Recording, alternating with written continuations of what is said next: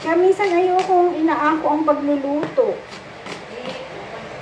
O sige na, pahingalo na po. Pahinga na.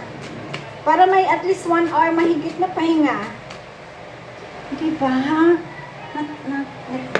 Nagiging number ako sa nanay ko.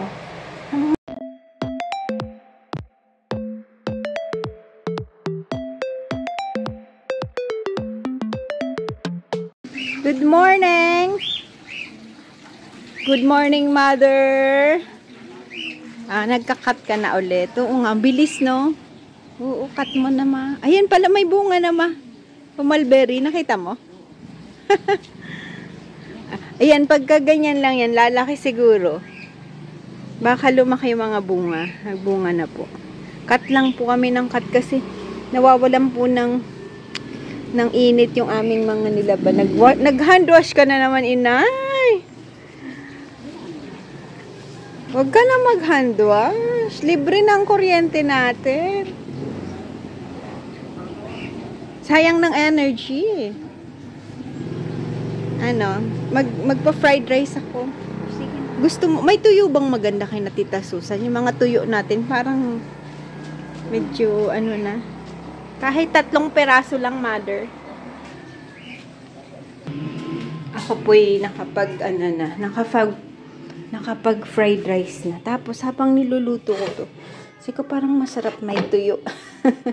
Tapos, tinignan ko po yung tuyo namin. Sabi ko parang, yun po yung mga tuyong, pa ni Be, bigay ni Hanika, ni Bunso. Ano po yun? Yung parang, nung umuwi sila, diba? Ano po yun? Parang hindi gaanong natuyo. Nung umuwi si ate, nung umuwi pala yun si ate, kaya lang rainy season, galing po yun sa kapatid ni na Mario. Yung tuyo po, parang hindi gaanong tuyong-tuyo, gawa ng tag-ulan. Tapos parang nag-moist, hindi na maganda. Sabi ko, bili na lang. Bakit? Ha? Baba, kumain na may bantay na naman ako. Where's your sisters? Sisters dogs. Worried for Bella. Frying egg. Nag-worship song na po ako. Kain na po tayo. Kain na po. Let's eat. Wow, sarap naman yan. Diba? Tag-iisang itlog. Wow, sarap ng tuyo, bagong-bago from Tita Susan. Magandang bukas siya kasi pagka ganyan, 'di ba? Naubusan ka ng itlog, naubusan ka ng yung tuyo hindi na tatapon na natin. Pwede kaya ibaon niyo, no? Babaon na lang natin para sa lupa, no? Sayang eh. Kain po tayo. Diba? May sili po akong 2. Sasabay ko po yan sa kanin. Diba? Yum yum. Let's eat. Ako po'y bibili ng niyog. Magmamalunggay po kami kasi yung malunggay namin dito sa garden. Diba nag-ayos po ng mga bells si Daddy. Inano po pinutol na. So, magugulay po kami ngayon. Nagagata kami ng malunggay. Ayan po, pinudpud na kahapon. Diba wala na. So, marami po kaming dahon ng malunggay. Sayang naman kung hindi natin magamit. So, Mother, going. Alis na ako na. Siyempre, anong bilin? Dito lang ha. Huwag na lumabas, no? Okay. Good morning again. Andito na po kami. Ito nga po ang ating gugulayin. Pero part lang po to. Konti lang naman. Isang niyog lang ang lalagay namin dyan. Tapos, ang ibabangot po namin dyan, ilalagay namin is the tinapa. May tinapa pa po kasi sa freezer. Naka-freeze po. Para hindi masira. Freezer ko. Nung na-freezer ko, nakalimutan ko na. Tapos nung minsan maalala ko, may tinapa pa pala. Diba? O, diba? Pero bumili pa ako ng kaunting gulay. Ito, 25 pesos today. Parang mahalang mga kagulayan, Bakit ganyan, Tapos this one is 15. Talbos ng kamote. Ayan, para po yan sa aking asong si Bella. Need an iron. Di ba po, nagdudugo-dugo yung ano niya. Mahirap pag may matanda ng aso. Para din pong nag-aalaga ng matandang tao. Ayan. Tapos magagata daw po kami. Ayan. Tapos binilahan ko po siya ng atay ng manok. Yan. Di pa po ako nakahingi ng atay dun sa bukid. Atay ng baboy. Yung atay po ng manok, mataas din po yung iron yan, di ba? For Bella. Kunti lang po binili ko kasi iniisip ko kung pupunta ako ng bayan bukas para makabili ng yung medyo talagang medyo makabili tayo ng maganda. Kasi yung atay na to may kasamang balon-balunan. I need only the atay. 180 din ang kilo niyan. Bakit? Anong gagawin mo? For Bella. Gusto mo ako magluto? Ikaw na kasi. Pagod ka? O magpahinga. Ako na. Okay. Ang gagawin dito, magpiprito ako na yung galunggong prituhin ko. Maganda yan sa partner ng ginataan. Ito po, nilalagay natin siya. Hihimayin ko siya, tatanggalan ko siya ng tinik. Yun ang ilalagay natin sa ginataan nating malunggay. Tapos, yan na nga mama. May 3 layer kami na tira-tira. Kailangan po yan maubos na. Ito yung giniling. Ito pa yung humba. Ito pa yung kaunting. Yan po. Babalutin ko na lang dito yan sa wrapper. Tapos piprituhin ko. Diba? Maiba naman ang ating mga menu. Magpahinga ka na. It's already 10 OMG. Late na naman tayo. Medyo late tayo Oo naman. Kasi naman po, sobra heavy talaga yung aming breakfast. Kanin po kami today. Ay, sinangag. Fried rice with malunggay. Ito po, binibilad ko to. Yung pakahugas, binibilad. Para hindi siya hindi bahaya ng langaw. Sama yung hapon po. Lalagay na namin yan sa plastic. Tapos, ito po yung kahapon. Parang, bakit tamo po, ibibilad ko ulit. Si mama. Kaya pala sabi ko, asan yung mga egg ko? Nilagay niya pala dito. Tapos, tingnan mo po, naulanan. Di nabasa ulit. Nanay ko. Sabi ko kasi sa kanya, meron tayong lalagyan niya na plastic. Minsan limot na nga po. Nalilimot na. Nauunahan niya ako. Sabi ko, yung mga egg, sabi niya, okay na, nalagay ko na. Dito niya pala nilagay, Tuwa din ako kay inay minsan.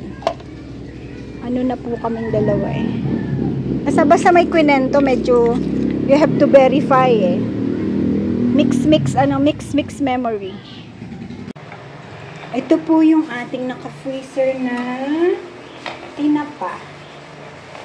Yan. Tayo po ay ito ang ating ilalagay sa ating gulay na ginataang malunggay. Ang tawag po sa Bicol ay bangot. Pagka nilagay mo siya sa mga gata-gata, kung anong nilagay mo, anong bangot mo? Parang anong pang ilalagay mo sa ginataan? Tinapa ang ating inalagay. Ito po yung tinapang ang taba. Hihimayin po natin kasi para wala siyang tinik. Kasi baka po, pag binuo ko to, baka madurog. Tiyagain ko na po yan. Tiyagain na natin mga kapatid. Ganun talaga. May mga luto na may time kang ilalaan.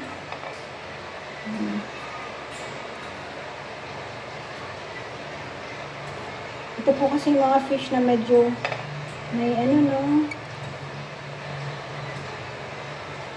medyo may maliliit na tinik.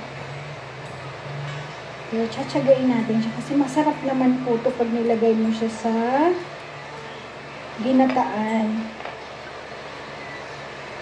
ginataang gulay.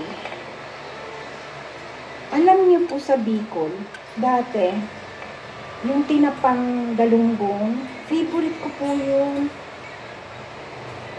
Pero, Mingming, no! Baba! No, baba. Naamoy niya po yung tinapa, biglang umakyat. Na! Alam niyo po, sa Bicol, nang maliit, yung pa ako, doon pa kami nakatira. Favorite ko po yung tinapang galunggong.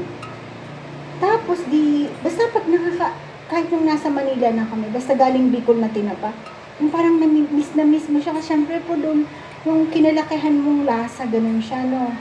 Sa sinangag po, pagka yung plain na sinangag na garlic rice, ang sarap-sarap po ng lasa ko noon. Talagang tapang-tapak po kasi ang tinapa doon, tapang-tapa siya. Tapos nung ito na, lately, matagal ko na po siyang hindi nakakain yung tinapang Bicol, no? Na-realize ko po, maalat pala. Nung bumili kami ulit, sabi ko, ang alat? Ba't ang alat? Yung memory ko, hindi ganun kaalat. Pero po, sabi ko, siguro, maalat din before. Hindi ko lang napansin. Ang alat pala, sabi ko.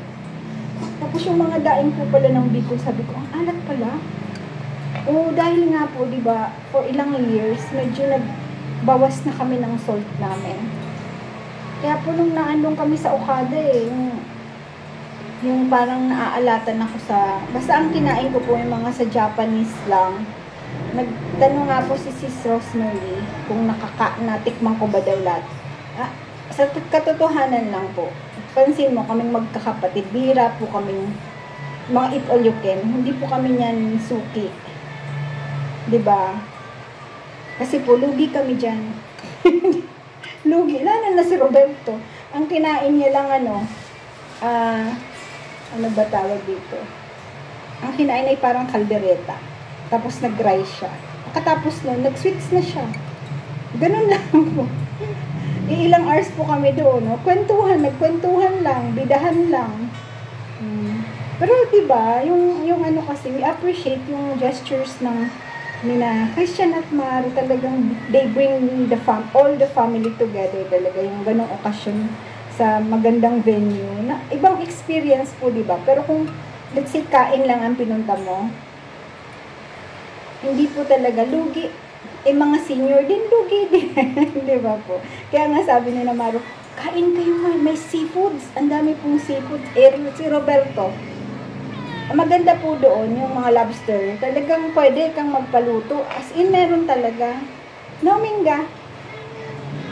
Kaya lang nga, ang ating Berting, di ba, ano naman siya, may allergy. Di wala din. No, Minga.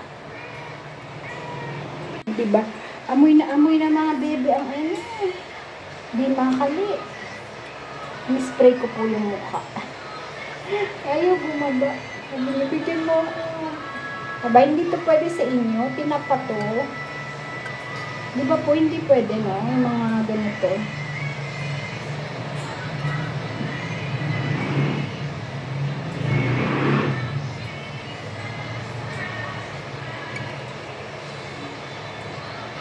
Ako po, ang kinain ko, Japanese na sushi. Yung mga raw.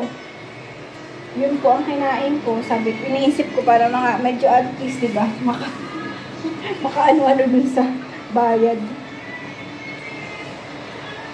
Kasi once na po kumain ka na, busog ka, wala ka din. Kaya po yung mga gano'n, yung mga eat all you can buffet, malaki po ang kinikita nila. Kasi talagang, I don't think you can eat a lot, diba? Pero maganda po yung ambience. And we appreciate it kasi talagang halos buo po yung Santos, diba? Tapos, syempre, yung family din ng sa side ni Christian, andoon din. Diba? Parang, yung memory na andun yung boss families, tas mga friends, diba? Nakakatuwa din. Sabi ko nga, nagpapasalamat po ako kina Christian at Maro, diba? For bringing the family sa ganong klaseng environment. Kasi syempre, bihira naman. Di ka naman parating mga kaganon, diba? Kaya nga sabi niya, sana makauluwas kayo. Pero kung nag-extend si na bro ng Palawan, di talaga. Sabi ko kay daddy, pinag-uusapan na namin.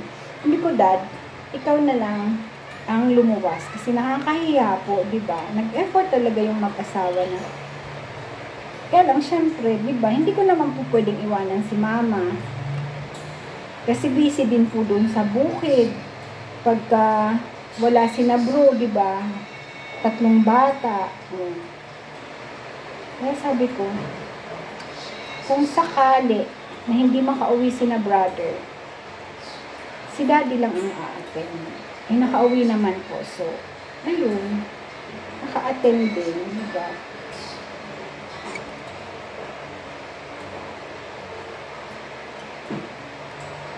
Nemo po yung nagpapasalamat talaga kay Mama Beth kasi siya talaga parati ang nakakasama ni Mama. Kasi kung si Mother Dear, ewan ko, ba't talaga ayaw iwanan tong bahay na ito? Sabi ko nga, Ma, sanay ka na doon sa bahay ni bro. Para, di ba? Para naman hindi kami parating nagmamadali. Parati kang nagmamadali. Tuloy, hindi pa ako nakapag-ungpin. Kasi nung nalaman kong hindi naman siya doon na tumutuloy sa, sa bukid, hindi nagmadali na po kami umuwi. Dapat po mag-uungpin kami. Bibilihan ko siya ng mga gusto niyang product. Ming baba. O, diba? Hindi din po natuloy. Siyempre. Ano masabi mo? Kung nasaan ang nanay, nandun ang mga anak. Siyempre. 2 pusa. O, siyempre. 2 pusa. 3 Nasaan daw ang nanay nila? Siyempre, parating may piyaya sa mama, no, Bel? Please be well, Bella. Please. Hindi na naman ako makatulog sa'yo. Akala ko pahinga na. Para may 1 hour kang magpahinga. Mabilis lang to mga kasi lang naman. Sige na, inay. Please, magpahinga. Walis lang ako. Diyos ko, mother. Hindi ako mamili. Oo, vitamin C yan. And magnesium. Vitamin C yan tsaka magnesium. Go.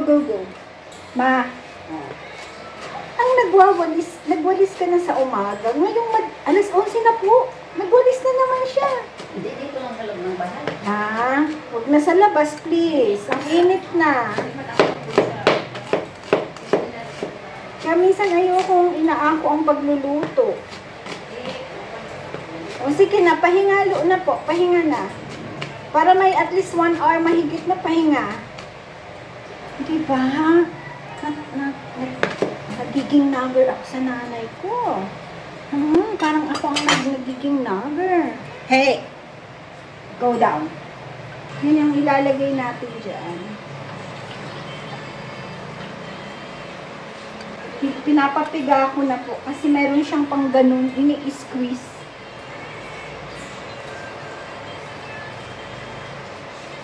Baba! Mga bebe ko talaga naman. Yan. Tingnan po natin. Yan. Ganyan lang siguro muna. Tapos, nalagay na natin yung pinakabangot natin. Yung pampalasa natin. Kami po, we always have ginger. Ewan ko po kina Mehmet pag nagagata sila, kung nag-ginger sila. Pero dahil tayo na kay mother, kailangan po may ginger yan. Pag magagata, may ginger dapat. Hindi ko po alam kina Mehmet kung pag naggagata sila, nag-ginger sila. Siyempre, tayo ay na kay Mother Dear. Tapos yan po, papakulo-kulaan ko lang ng kaunti yan. Uminit lang siya, lalagay na natin yung ating. Mabilis lang po yan. Tapos, while that is cooking, tayo ay mag-piprito ng galunggong. Yan po ang match niyan eh. Dinataang gulay, tsaka isdang pinirito. Tapos madami naman po kaming, may humba pa kami, may giniling pa kami.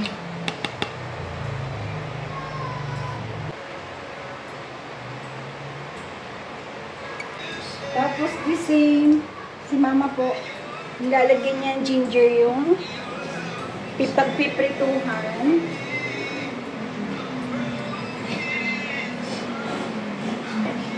May makikita niyo po parang mag-curdle-curdle.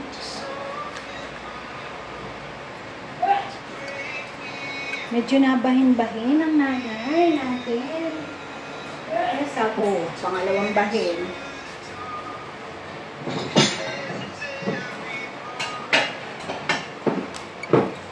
Kaya sabi ko sa kanya, meron ng tama, andyan lang yan.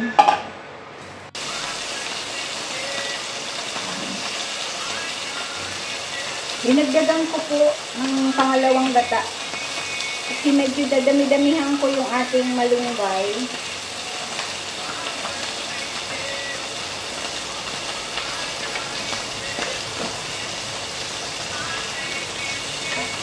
Damihan ko po kasi.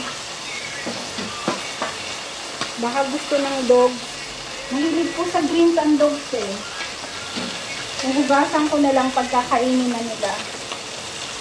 Para walang alat. Or pwede ko silang kuhanan habang wala pang timpla-gaano.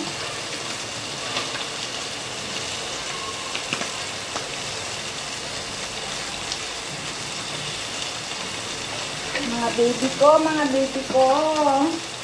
Bawal magkasakit.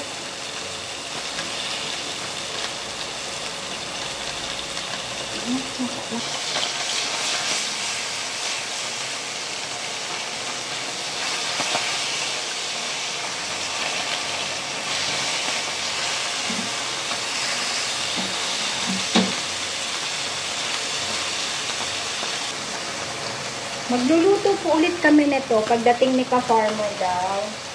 Luluto daw ulit kami, sabi ni mama. Para, sabi niya, malutuan natin si...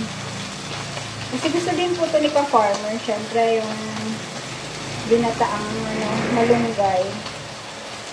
Sabi niya, magluto ulit tayo. Ay, ko okay. Magdagan natin. Sarap ito eh.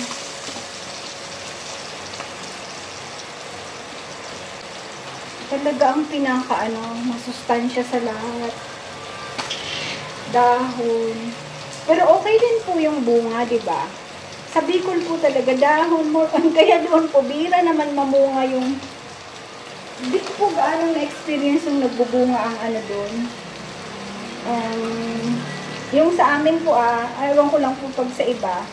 Kasi nga, mayat maya kinukuha na ng dahon. Ayan, maubos na natin. Yung second gata po yan.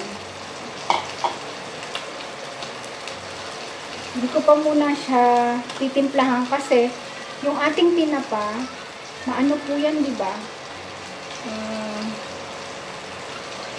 Maalat. Mamaya ko na po siya titimplahan. Bilis lang po bilis lang. Pero lutuin natin siya kasi ito po yung hindi na siya yung mga dahon na to, yung hindi na siya yung bagong usbong. Kaya we need to cook. Medyo tagal-tagal natin ng kaunti yung dahon. Kasi baka naman hindi siya luto.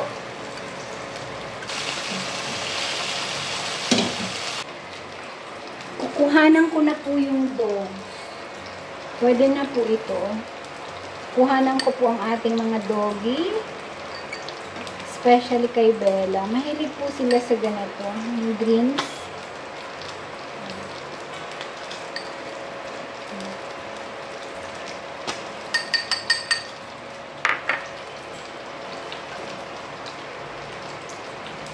Titikman ko lang po kung luto na yung malunggay.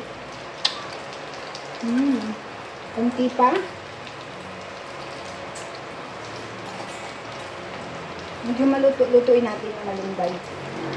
Basta aragirang na bagabi. Medyo aragirang na yung iba. Medyo makunat-kunat na yung leaves. Lahat po inano ni mama. Ako po, pagka nagpapaganito, pinipili ko lang yung first mga 6 top, nasa top.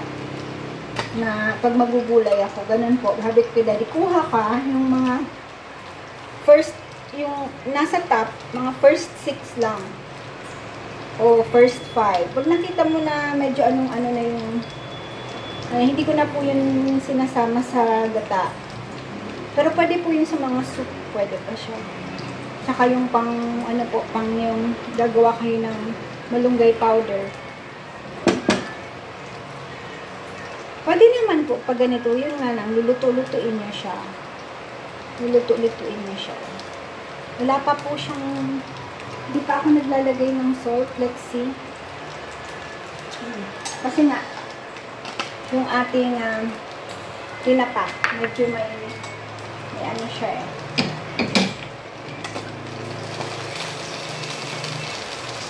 Di pa ako nagsasayang, mga kapatid. Pero ano pa lang po, 11:30 ako sa magsasaing. Ano na lang yan po, final touch ng kakanggata. Yeah. Ito pong natira pagdating ni ka-farmer. Baka bukas po andyan na yan. So, ito po ang ating maggagata tayo ulit. Gusto po yan ni ka-farmer. Kung merong alimasag, o diba masarap. Sa shrimp, masarap din. Kaya na nga, si Jobert, di pa pwede ang ating Jobert. Ito na po ang ating final kakanggata. Yan. So, isang niyog lang po ang ginamit ko. This is the final. And we're going to put na salt. Patis na lang. Patis na lang po.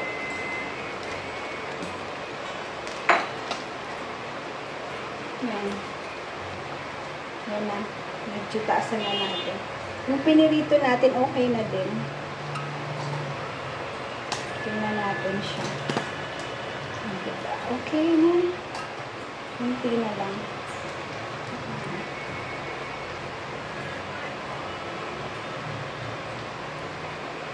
Patis na lang po nilagay ko. OMG. I forgot to put the sili. Wait lang.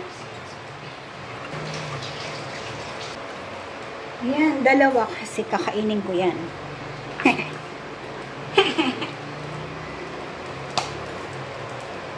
Iilalim ko na siya para maluto siya. Final taste na. Kung dadagdagan lang po natin ng kaunti pang patis.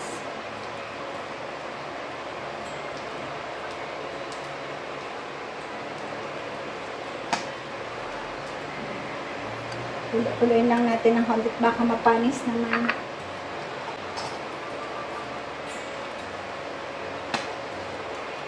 Pero habang kumukulo, gaganon-ganonin natin para ayoko siyang mag-curdle eh. Para talagang milk na milk pa siya. Ito naman po hindi tatagal, kakainin namin agad yan. Hanggang mamayang gabi lang yan, ubos yan. Yung pinapamantika po, yung talagang kailangan mo ng matagal-tagal para tumagal yung gata. Pero ako I like this, yung mga ganito, yung creamy siya. Siguro po kasi kakaano namin ng virgin coconut oil. Pagka yung medyo nagmamantika siya, feeling ko talaga virgin coconut oil siya. Ayan, okay na. Done na. Done. Bihira to mangyari, kaya i-document ko yung siyang unang nagyaya yung kumain. Nagutom. Gutom ang baby. Gigisingin ko lang po si mother. Ma? Ay, ayan na. Kain na daw, oh. May namumungkal na, oh. Bihira mangyari yan. Ito, baka makain nyo. Para sa mga bebe yan. Ayan po, kain tayo. Yan lang po ang aming ulam. Hindi ko na ininit yung isang leftover natin kasi ang daming kanin ni Roberto. Kain tayo! Ako na yan, ma. Mag-white rice ka na. Ah, okay. Kain po tayo. Yum, yum. Bicol na bicol ang ulam. Let's eat, darling. Kala ko gutom ka na. Kaya namin ko ng konting ka. Ay, ano? Yung papaya pala. Wait lang. Kahapon po, nakalimutan ko yung ano, yung aming melon. Kalimutan sa freezer. Ito ngayon ang ating papaya. Di man diliver. Wala ano. Papaya. Ayan. Medyo na-late kasi ako nang ikat ko yan. Kaya hindi ko na freezer ko muna. Ayan, malamig na po. Let's smile as we look back at happy moments, victories and successes, no matter how small. We relish life and all its struggles. Let's not focus on unpleasant times. Instead, let's thank our Heavenly Father, the Almighty God, for always giving us new mornings and better tomorrows. Thank you for watching. Please like, subscribe, push the notification bell, and share. Maraming salamat po. To God be the glory.